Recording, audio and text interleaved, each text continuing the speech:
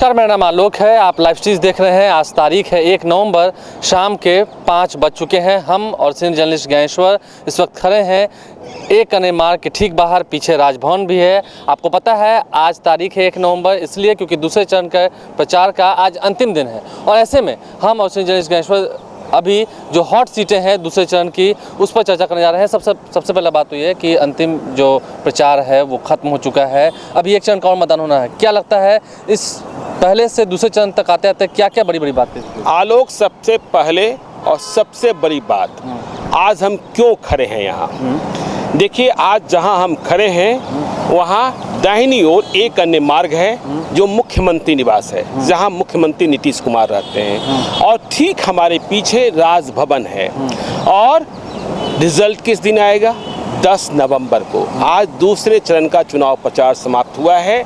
मतलब 7 नवंबर को अंतिम चरण का चुनाव होगा और इसके पहले 3 नवंबर को दूसरे चरण की वोटिंग है, जिसके लिए आज चुनाव प्रचार समाप्त हुआ। यानी कि परसों? हाँ, परसों। तो दूसरे चरण की वोटिंग समाप्त होते ही 165 विधानसभा क्षेत्रों में मतदान संपन्न हो जाएगा। तो इस तरीके से जो सीटें हैं, बिहार विधानसभा की 243 सीटें हैं, 7 नवंबर को हम लोग शाम में यह बता पाने की स्थिति में होंगे कि बिहार का जनादेश किधर जा रहा है। फिलहाल हम दूसरे चरण की बात कर रहे हैं। इसलिए यहाँ हुए कि क्योंकि पीछे जो मैंने बताया राजभवन है और इधर मुख्यमंत्री निवास है। 10 नवंबर को नतीजे के बाद जिन्हें बहुमत मिलेगा उन्हें इसी राजभवन में आना होगा, राज्यपाल के पास, महामहिम राज्यपाल के पास, यह कहने को कि बहुमत मेरे साथ है और मुझे शपथ के लिए आप आमंत्रण दीजिए। और ये मुख्यमंत्री निवास है। नीतीश कुमार जीतते हैं तो इसी आवास में बने रहेंगे, परिवर्तन होता है तो कुछ क्या और होता है, यह भी देखने वाली बात। देखिए, फिलहाल अगर हम बात करें दूसरे चरण की, तो दूसरे चरण में अगर हम बात करें तो 17 जिलों के 94 सीटों पर वोटिंग होनी है। ऐसे में हॉट सीटों की हम चर्चा करेंगे और सबसे बड़ी हॉट सीट अगर दूसरे चरण में कोई है तो वो है राघोपुर। राघोपुर में नेता प्रतिपक्ष तेजस्वी यादव खुद चुनाव लड़ रहे हैं और मुख्यमंत्री पद के दावेदार भी हैं महागठबंधन की ओर से। बिल्कुल सही कहा आप आलोक कि राघोपुर सबसे हॉट सीट है। देखिए, राघोपुर में चुनाव जो है, आप भी राघोपुर गए थे, शमरीन भी राघोपुर गई थी लाइव सिटीज की ओर से। राघोपुर में चुनाव जो माहौल दिखा, वो विधायक का चुनाव वहाँ नहीं लड़ रहे हैं। वहाँ के जो मतदाता हैं, वहाँ के मतदाता मुख्यमंत्री, मतलब तेजस्वी यादव मुख्यमंत्री पद के दावेदार हैं, महागठबंधन के उम्मीदवार हैं। तो राघोपुर विधायक नहीं चुन रहा है, मुख्यमंत्री चुन रहा है। और आज चुनाव प्रचार समाप्त हुआ है। मुकाबला तो है, कोई भी चुनाव बगैर मुकाबले का नहीं होता है। लेकिन वहाँ तेजस्वी यादव ने अपने को यह कहकर कि यदि मैं जीतता हूँ, यदि आप मुझे अपना मत देते हैं और मेरी सरकार बनती है तो राघोपुर का बेटा और राघोपुर का भाई मुख्यमंत्री बनेगा। तो वहाँ चुनाव जो है वो मुख्यमंत्री के रूप में तेजस्वी यादव लड़ रहे हैं और उनके सामने सतीश हैं। एक बार उन्होंने राबड़ी देवी को हराया भी है, लोजपा भी है, तो हॉट सीट तो है ही। कुल मिलाकर अगर हम देखें तो राघोपुर पर सबकी निगाहें टिकी हुई है। अगर हम आगे बढ़ते हैं तो मधुबनी पर आता है। फिर मधुबनी में भी समीर महासेठ चुनाव लड़ रहे हैं। देखिए, मधुबनी की आपने बात कर दी, मिथिला की मिठास है मधुबनी में। मधुबनी में समीर महासेठ वर्सेस सुमन महासेठ। समीर महासेठ राजद के उम्मीदवार हैं और सुमन महासेठ वीआईपी पार्टी के उम्मीदवार हैं। वहाँ लोजपा भी है, अरविंदपुर में है। तो 2 महासेठों की लड़ाई है। मैं 2 दिनों पहले भी गया था और वहाँ जो लड़ाई दिखी ना, देखिए, एक बात को लेकर वहाँ गुस्सा दिखा एनडीए के समर्थकों के बीच में भी कि यह सीट क्यों नहीं बीजेपी को दी गई, यह सीट क्यों नहीं जेडीयू ने स्वयं लड़ा। और मैं जब मधुबनी से वापस आ रहा था तो पंडौल में देखिए जो सुमन महासेठ का ऑफिस था, वहाँ उदासी दिखी। दूसरी ओर जो समीर महासेठ का कार्यालय था वहाँ जगमग दिखा। तो वहाँ लड़ाई है। यादव भी कई बार जा चुके हैं उनके लिए प्रचार। हाँ, वहाँ हेलीकॉप्टर उनका टूटे बचा था। तो वहाँ लड़ाई है, इसमें कोई शक नहीं है और त्रिकोणीय लड़ाई है। अब आगे बढ़ते हैं, आते हैं सिवान की सीट पर। सिवान शहाबुद्दीन के नाम से फेमस सिवान। देखिए, सिवान पर नजर रखना होगा। सिवान में देखिए 2 समधी लड़ रहे हैं, अवध बिहारी चौधरी महागठबंधन के उम्मीदवार और ओम प्रकाश यादव पूर्व सांसद, दोनों समधी हैं जो बीजेपी के उम्मीदवार हैं। माहौल आज जो है वो 7 तारीख को रहेगा, यह कहना बड़ा मुश्किल होता है। मैंने सिवान के कई चुनावों को देखा है कि माहौल पहले कुछ दिखता है और अंत आते आते वोटों का ध्रुवीकरण हिंदू मुसलमान के नाम पर हो जाता है। लेकिन ध्यान रखिएगा, इस बार सत्ता पक्ष ने भी और विपक्ष ने भी दोनों ने बिहार की बेहतरी के लिए प्रयास किया है कि बिहार का चुनाव जो है हिंदू मुस्लिम पर नहीं होने दिया है, बिहार का चुनाव जो है भारत पाकिस्तान पर नहीं होने दिया है, बिहार का चुनाव गाय और बीफ पर नहीं होने दिया है। नीतीश कुमार डेवलपमेंट मॉडल पर वोट मांग रहे हैं और तेजस्वी यादव परिवर्तन के लिए वोट मांग रहे हैं, नौकरी देने के लिए वोट मांग रहे हैं। कुल मिलाकर जो बातें हैं वो स्पष्ट धीरे धीरे होती नजर आती रही, सबको लोग देखते रहे। प्रधानमंत्री नरेंद्र मोदी भी धुआंधार प्रचार कर रहे हैं। आगे हम बढ़ेंगे, दरौंदा की सीट पर चर्चा करेंगे। एक समय था जब जगमातो देवी जीत कर आती थी, उसके बाद अजय सिंह को जब बारी आई तो अजय सिंह की पत्नी को टिकट मिला, अब वो सांसद हो चुकी हैं। अब दरौंदा सीट नहीं, आपने उपचुनाव में देखा कि अजय सिंह वहां चुनाव हार गए। और हराया कौन? हराया व्यासदेव सिंह ने, वे बीजेपी से बागी हुए थे, टिकट नहीं मिला था। तो इस दफे व्यासदेव सिंह को ही टिकट थमा दिया गया, लेकिन वहां लड़ाई बहुत तगड़ी है। देखिए, ऐसा नहीं है कि लड़ाई ऐसे है, और वहां भीतर घात भी झेल रहे हैं। तो भीतर घात का परिणाम क्या होता है, आमने सामने की लड़ाई है, इस बात को ध्यान रखना होगा। चुनाव भी कहीं ना कहीं फैक्टर रखता है कि क्या नतीजा आता है। देखिए, दोनों ओर से बगावत है, ठीक है ना। अजय सिंह भी बदला साध सकते हैं, व्यासदेव सिंह तो मजबूत हैं ही। अब आते हैं अपने गंगा के उस पार चलते हैं, छपरा की बात करते हैं। छपरा में देखिए, छपरा में मुकाबला सीधा सीधा बीजेपी और आरजेडी में है। आज प्रधानमंत्री नरेंद्र मोदी की सभा भी हुई है दिन में, और इस सभा का असर क्या दिखता है यह देखना होगा कि इस सभा के असर के बाद मतदाताओं का जो मूड है वो किस रूप में बदलता है, ये देखने की बात होगी। परसा पर आते हैं, परसा में चंद्रिका राय। परसा, आपने बड़ी महत्वपूर्ण सीट की बात कर दी। देखिए, परसा जहाँ लालू यादव के समधी चंद्रिका राय, अभी भी समधी ही कहेंगे क्योंकि अभी कोर्ट से मामले का निपटारा नहीं हुआ है, तो चंद्रिका राय राजद से हटकर जेडीयू में आए। मुख्यमंत्री नीतीश कुमार वहां चुनाव प्रचार करने गए, जेडीयू से चुनाव लड़ रहे हैं। ऐश्वर्या राय भी अपने पिता के लिए और नीतीश कुमार के लिए वोट मांगती दिखाई पड़ी, रोड शो में दिखी, उन्होंने कहा कि हाँ, विकास ही हमारा एजेंडा है। लेकिन सबके बावजूद वहाँ मुकाबला बहुत कड़ा है। चंद्रिका राय बनाम छोटे लाल राय के बीच में जो महागठबंधन के उम्मीदवार हैं, बहुत ही कड़ा मुकाबला है, आसान राह नहीं है परसा की। अब आते हैं हाजीपुर और लालगंज की ओर। हाजीपुर की बात करते हैं। सबसे पहले आरजेडी वर्सेस एनडीए में क्या लग रहा है? देखिए, हाजीपुर में तो नित्यानंद राय बीजेपी के नेता और केंद्रीय गृह राज्य मंत्री अपनी इज्जत बचाने की मांग करते रहे। वहाँ उनके बड़े दुलारे हैं, बहुत करीबी हैं, जो बीजेपी के उम्मीदवार हैं, चुनाव भी जीतते रहे हैं। लेकिन उनके सामने इस बार देव कुमार चौरसिया हैं आरजेडी के। लेकिन वहाँ बीजेपी के ही एक बागी जो हैं वो खेल बना रहे हैं, बिगाड़ रहे हैं, और इस खेल बनाने और बिगाड़ने में बाबू साहबों का मत है। वो किधर जाता है, क्या जाता है, देखने वाली बात होगी, उसी से चुनाव परिणाम प्रभावित होगा। लालगंज की सीट जो है, लोजपा शुरू में काफी दिक्कत कर रही थी कि राजकुमार साहब को हम लड़ाएंगे ही लड़ाएंगे। क्या लगता है, खेल खराब होगा एनडीए? नहीं, लोजपा ने तो राजकुमार साहब को लड़ाया ही ना। वही तो कह रहे हैं, क्या हाँ, एनडीए का खेल खराब होगा? देखिए, लालगंज में बड़ा विचित्र हाल है। हमें कोई बता रहा था और बाद में जानकारी भी मिली कि वहाँ जाति से 6 भूमियार और 6 राजपूत वहाँ चुनाव मैदान में आ गए हैं। तो ठीक है, राजकुमार शाह लड़ रहे हैं, लोजपा के सिटिंग एमएलए हैं, और पप्पू सिंह लड़ रहे हैं, कांग्रेस से महागठबंधन के उम्मीदवार हैं।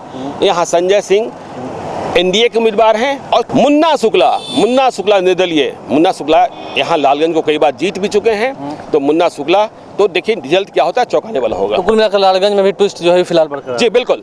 अब आते हैं तेज प्रताप यादव, हसनपुर। देखिए, हसनपुर की लड़ाई है, तेज प्रताप यादव हैं तब भी लड़ाई है। और आपने देखा कि तेजस्वी यादव को राघोपुर से अधिक दफे वहां जाना पड़ा, उनकी मांग बराबर होती रही। तो लड़ाई है हसनपुर में, 3 बार। हाँ, हसनपुर में लड़ाई है। तेज प्रताप यादव वहां जीतेंगे भी तो बहुत मुश्किल चुनाव है, और वहाँ फाइट हो रही है, बहुत तगड़े से। चेरिया बरियारपुर में क्या कहते हैं, वहाँ पर भी चेरिया बरियारपुर, देखिए चेरिया बरियारपुर एक ऐसा विधानसभा क्षेत्र है जिनके मतदाताओं को फैसला करना है कि क्या वो मंजू वर्मा, वही मंजू वर्मा जो समाज कल्याण मंत्री थी, जिनके कार्यकाल में मुजफ्फरपुर शेल्टर कांड हुआ, लोगों के उम्मीदों से विपरीत जाकर जेडीयू ने उन्हें टिकट दे दिया। वो एनडीए के उम्मीदवार हैं। तो वहाँ क्या होता है, महागठबंधन ने वहाँ राजवंशी महतो पूर्व सांसद ने उन्हें लड़ाया है, लोजपा भी लड़ रही है, और रालोसपा के सुदर्शन सिंह वे भी वहाँ चतुष्कोणीय मुकाबला। और इस चतुष्कोणीय मुकाबला में क्या होता है, रिजल्ट देखने वाली बात। मटिहानी में क्या लगता है?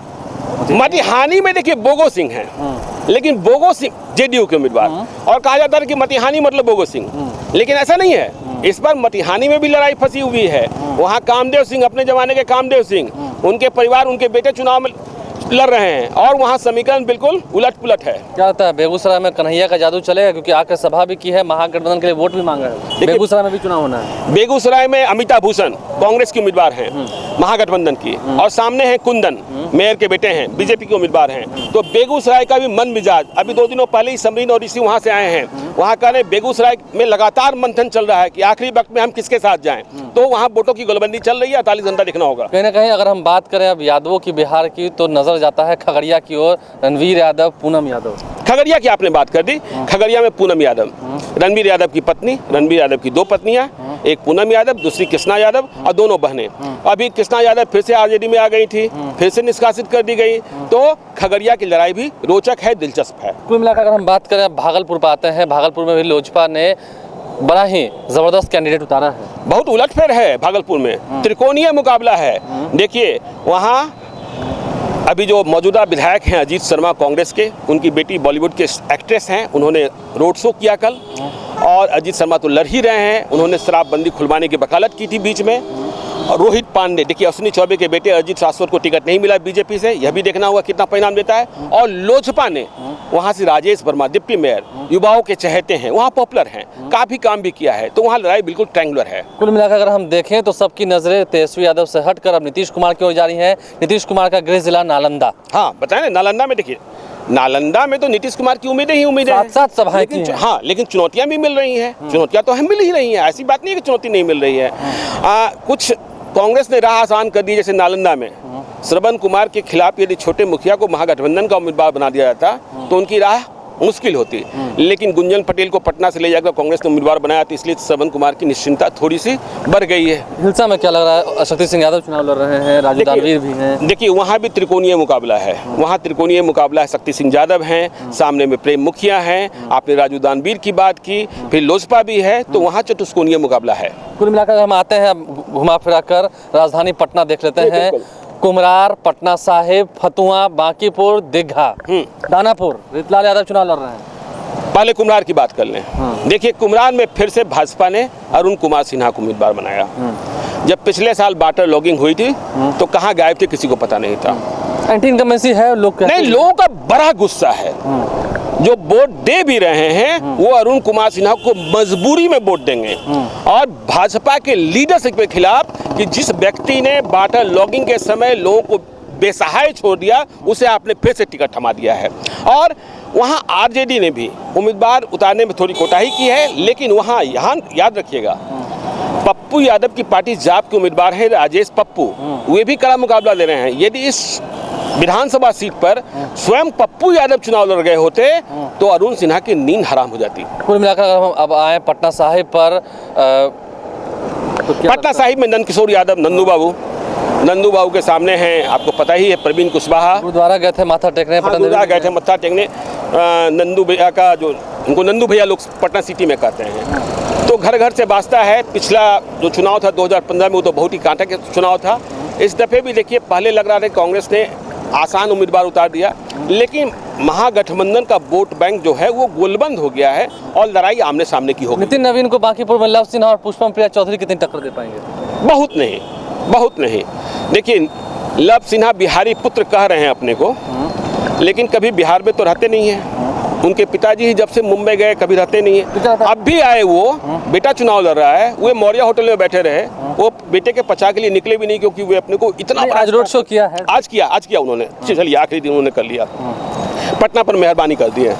तो नितिन नवीन चूंकि 365 दिन रहते हैं, पुष्पम प्रिया चौधरी लोग कहते भी हैं कि लोकल विधायक है, तुरंत मिल हाँ ठीक है, मिल जाते हैं, इसमें कोई शक नहीं है। और लव सिन्हा कहने को बिहारी पुत्र हैं। अब चलिए आगे बढ़ते हैं, दीघा और दानापुर की ओर बढ़ते हैं। देखिए दीघा में भी लड़ाई है, संजीव चौरसिया और माले से शशि यादव, लड़ाई तो है, ठीक है ना।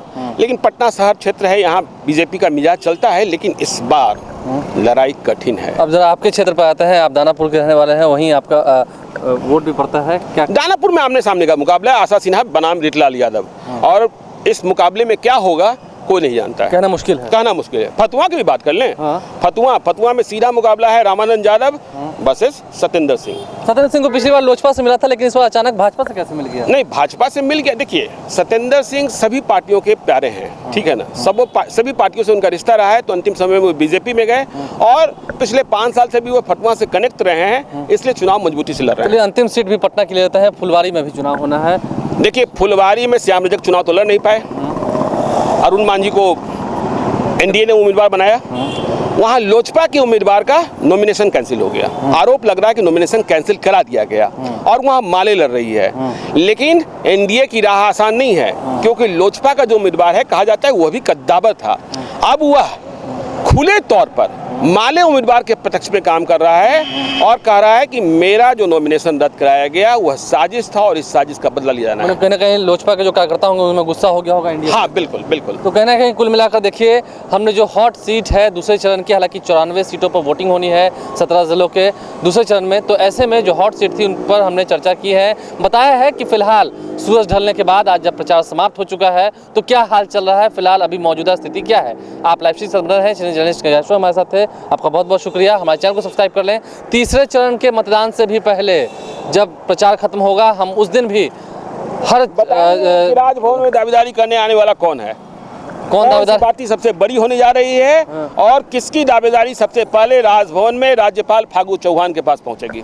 कुल मिलाकर आपने समझा है। आप लाइव स्ट्रीम से बना है, हमारे चैनल को सब्सक्राइब कर लें, साथ साथ फेसबुक पेज भी लाइक करें, इसके अलावा ट्विटर हैंडल पर भी लाइव स्ट्रीम को फॉलो करें। धन्यवाद।